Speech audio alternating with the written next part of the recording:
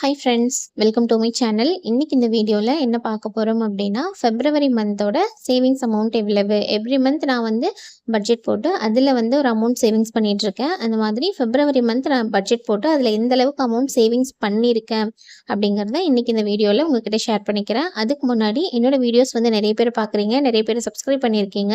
எல்லாருக்கும் ரொம்ப ரொம்ப தேங்க்ஸ். இப்போ தான் நீங்கள் என்னோடய வீடியோ ஃபஸ்ட் டைம் பார்க்குறீங்க அப்படின்னா ஸ்கிப் பண்ணாமல் ஃபுல்லாக பாருங்கள். என்னோட ஐடியாஸ் அண்ட் டிப்ஸ் உங்களுக்கு பிடிச்சிருந்தது அப்படின்னா நீங்கள் ஃபாலோ பண்ணுங்க, சப்ஸ்கிரைப் பண்ணி சப்போர்ட் பண்ணுங்க. வாங்க வீடியோக்குள்ள போலாம். பிப்ரவரி மந்த் என்னோட ஹஸ்பண்ட் வந்து 20,000 கொடுத்துருந்தாங்க. 20,000ல் 10% அமௌண்ட் வந்து நான் ஃபஸ்ட்டே மந்தோட ஸ்டார்டிங்லேயே சேவிங்ஸ்க்கு அப்படின்னு எடுத்து வச்சுட்டேன். ஏன்னா சேவிங்ஸ்க்கு தான் ஃபஸ்ட்டு ப்ரையாரிட்டி கொடுக்கணும் அப்படின்றதுக்காக 10% அமௌண்ட் வந்து நான் சேவிங்ஸ்னு எடுத்து வச்சுட்டு பேலன்ஸ் இருக்கிற 18,000க்கு தான் நான் வந்து பட்ஜெட் போட்டிருந்தேன். அதில் மந்த்லி எக்ஸ்பென்சஸில் என்னென்ன இன்க்ளூட் பண்ணியிருந்தேன், அதில் எவ்வளோ செலவாச்சு அப்படின்னா, ரெண்ட்டுக்கு 6,000 நான் வந்து ஒதுக்கியிருந்தேன். அதில் என்னால் எந்த சேவிங்ஸும் பண்ண முடியல. க்ரோசரிக்கு வந்து 2,500 ஒதுக்கியிருந்தேன். அதில் வந்துட்டு ஒரு 200 என்னால் மிச்சம் பண்ண முடிஞ்சது.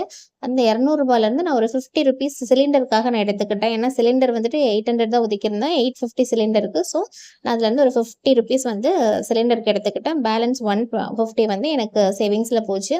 தென் மில்க் வந்துட்டு ஒரு 6 டேஸ் வந்து நான் வாங்கலை. 6 டேஸ்னால் கண்டினியூஸாக இல்லை, அப்பப்போ வாங்கலை. ஸோ அதெல்லாம் கவுண்ட் பண்ணி ஒரு 6 டேஸ் கணக்கு வந்தது. ஸோ அதில் வந்துட்டு ஒரு 50 ருபீஸ் அப்படின்னா 6 இன்ட்டு 50 ருபீஸ் 300 ருபீஸ் வந்து என்னால் அதில் சேவிங்ஸ் பண்ண முடிஞ்சிருக்கு.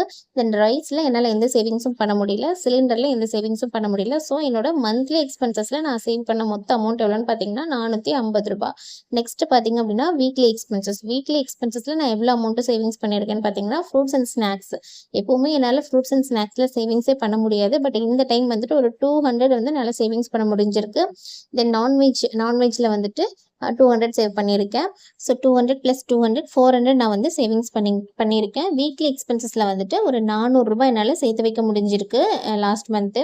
நெக்ஸ்ட் பார்த்தீங்க அப்படின்னா டெய்லி எக்ஸ்பென்சஸ்க்கு நான் எவ்வளோ அமௌண்ட் ஒதுக்கியிருந்தேன் அப்படின்னு பார்த்தீங்கன்னா, ஒரு 3,200 ரூபாய் ஒதுக்கியிருந்தேன். ஒரு வாரத்துக்கு 800 ரூபாய் அப்படின்ற மாதிரி 4 வாரத்துக்கு 3,200 ரூபாய் நான் வந்துட்டு ஒதுக்கியிருந்தேன். அதில் ஃபஸ்ட்டு வீக் பார்த்தீங்க அப்படின்னா தண்ணி வந்து எத்தனை கேன் தண்ணி வாங்கியிருக்கேன்னு பார்த்தீங்கன்னா 4 கேன் தண்ணி வாங்கியிருக்கேன்.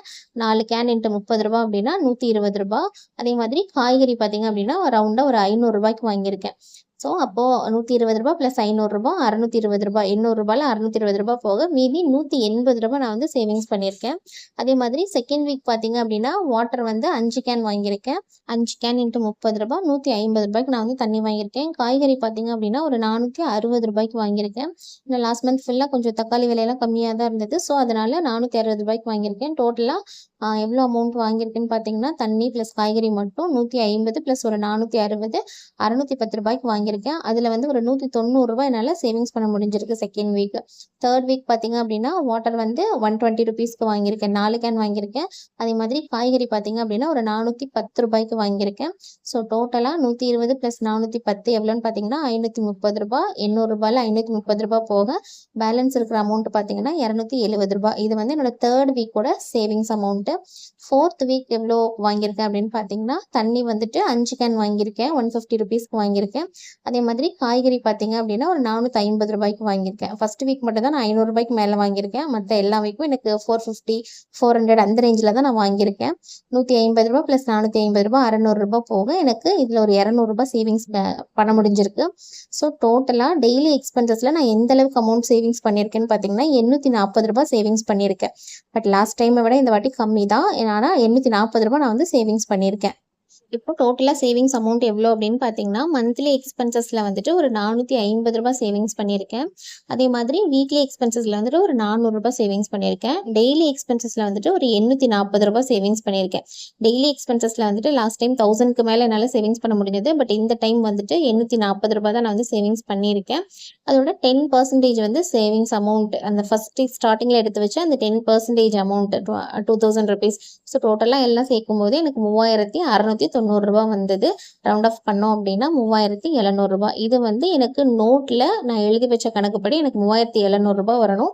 பட் இதுவே நான் எவ்வளோ அமௌண்ட் வச்சுருக்கேன் அப்படிங்கிறது நான் இதை கால்குலேட் பண்ணி பார்த்தா தான் எனக்கு டேலி ஆகுதா அப்படிங்கிறது தெரியும்.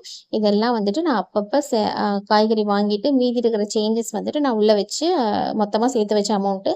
இப்போ இனிமேல் தான் இதை நான் வந்து கவுண்ட் பண்ண போகிறேன். இப்போ இது பார்த்தீங்க அப்படின்னா நான் ஃபஸ்ட்டே எடுத்து வச்ச 2,000 ரூபாய். 10% சேவிங்ஸ் அமௌண்ட் எடுத்து வச்சேன் ரூ. 2000 ப்ளஸ் இந்த ஒரு 500 என்ன அப்படின்னு பார்த்தீங்கன்னா, இது வந்து மார்ச் மந்தோட பட்ஜெட் பிளான் போடும்போது எனக்கு சேஞ்ச் தேவைப்பட்டது. ஸோ 500 நான் இதில வச்சுட்டு 500க்கு சேஞ்ச் எடுத்துக்கிட்டேன். ஸோ டோட்டலா என்கிட்ட இந்த ₹500லாம் தனியா இருக்கு. இதெல்லாம் என்னோட சேவிங்ஸ் அமௌண்ட் தான். இப்போ பார்த்தீங்க அப்படின்னா, இதில 200 தனியா, 100 தனியா, 50 தனியா, ₹10 தனியா, ₹20 தனியா எல்லாமே தனித்தனியா நான் பிரிச்சு மொத்தமா எவ்வளோ இருக்கு அப்படிங்கிறத நான் வந்து கவுண்ட் பண்றேன். ஆக்சுவலி இந்த அமௌண்ட்லாம் பார்த்தீங்கன்னா, நான் தனித்தனியா 3 பர்ஸ்ல வச்சிருந்தேன். அதெல்லாம் ஒரே பர்ஸ்ல மாத்தி, இப்ப நான் மொத்தமா கவுண்ட் பண்ணிக்கிட்டு இருக்கேன். ஆ மொத்தமா எவ்வளோ அமௌண்ட் வருது அப்படிங்கிறத பார்த்தா தான் எனக்கு கரெக்ட்டா நோட்ல நான் அப்பப்போ எழுதி வைக்கிற அமௌண்ட்டும், இந்த அமௌண்ட்டும் எனக்கு கரெக்ட்டா டேலி ஆகுதா அப்படிங்கிறத நான் வந்து செக் பண்ணணும் இனிமே தான். ஸோ, அதனால தான் நான் இப்போ கவுண்ட் பண்ணிட்டு இருக்கேன். எல்லாத்தையும் தனித்தனியா பிரிச்சு நான் கவுண்ட் பண்றேன். கவுண்ட் பண்ணி முடிச்சுட்டா உங்களுக்கு எவ்வளோ இருக்கு அப்படிங்கிறதையும் நான் சொல்றேன். ஸோ, இதுக்காக தான் நான் வந்து தனித்தனியா பர்ஸ்ல போடுவேன். மொத்தமா அமௌண்ட்ட வச்சுட்டு மொத்தமா எடுத்து செலவு பண்றோம்னா, நம்ம எவ்வளோ செலவு பண்றோம், எவ்வளோ சேவிங்ஸ் பண்றோம்னே தெரியாது. பட் தனித்தனி பர்ஸ்ல நம்ம வைக்கும்போது, நம்ம எவ்வளோ அமௌண்ட் எடுக்கிறோம், பேலன்ஸ் எவ்வளோ நம்ம வைக்கிறோம் அப்படிங்கிறது நமக்கு தெரியும். ஸோ, இந்த மாதிரி மொத்த சேஞ்சையும் கடைசியா எண்ணும்போது அதுவே ஒரு மாதிரி ஹாப்பியா இருக்கும்.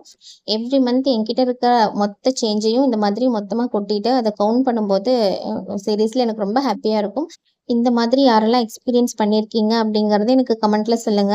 மந்த் எண்டுல டோட்டலா இருக்கிற அமௌண்ட் எல்லாத்தையும் நான் கவுண்ட் பண்ணும்போது எனக்கு ஒரு மாதிரி நம்ம இவ்ளோ சேவிங்ஸ் பண்ணியிருக்கோமா?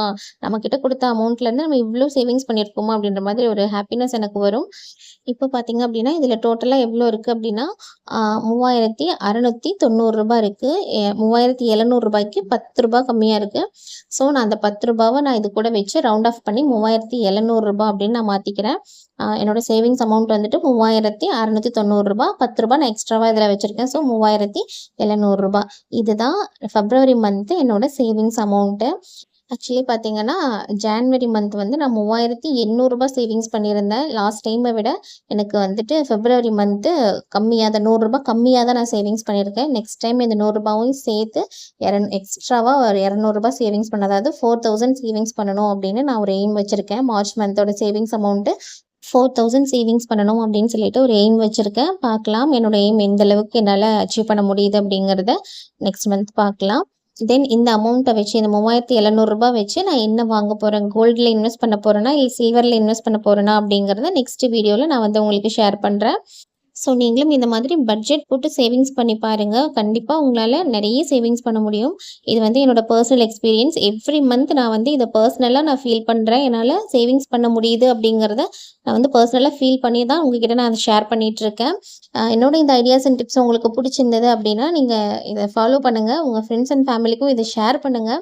இந்த சேனல்ல நான் நிறைய money savings videos, then goal savings videos, then budget videos இந்த மாதிரி சேவிங்ஸ் ரிலேட்டடான வீடியோஸ் நிறைய குடுத்துட்டு இருக்கேன். நீங்க ஒரு வாட்டி விசிட் பண்ணி பாருங்க. என்னோட ஐடியாஸ் அண்ட் டிப்ஸ் உங்களுக்கு பிடிச்சிருந்தது அப்படின்னா, நீங்க ஃபாலோ பண்ணுங்க. உங்க ஃப்ரெண்ட்ஸ் அண்ட் ஃபேமிலிக்கும் ஷேர் பண்ணுங்க. இன்னைக்கு குடுத்துருக்கிற இந்த வீடியோ உங்களுக்கு பிடிச்சிருந்தது அப்படின்னா, நீங்க லைக் பண்ணுங்க. நீங்க குடுக்குற ஒவ்வொரு லைக்கும் எனக்கு நெக்ஸ்ட் வீடியோ மேக் பண்றதுக்கு மோட்டிவேட்டா இருக்கும். ஸோ, வீடியோ பிடிச்சிருந்தது அப்படின்னா, நீங்க லைக் பண்ணுங்க, ஷேர் பண்ணுங்க, கமெண்ட் பண்ணுங்க, சப்ஸ்கிரைப் பண்ணி சப்போர்ட் பண்ணுங்க. மறக்காம சேவிங்ஸ் பண்ணுங்க. தேங்க்ஸ் ஃபார் வாட்சிங்.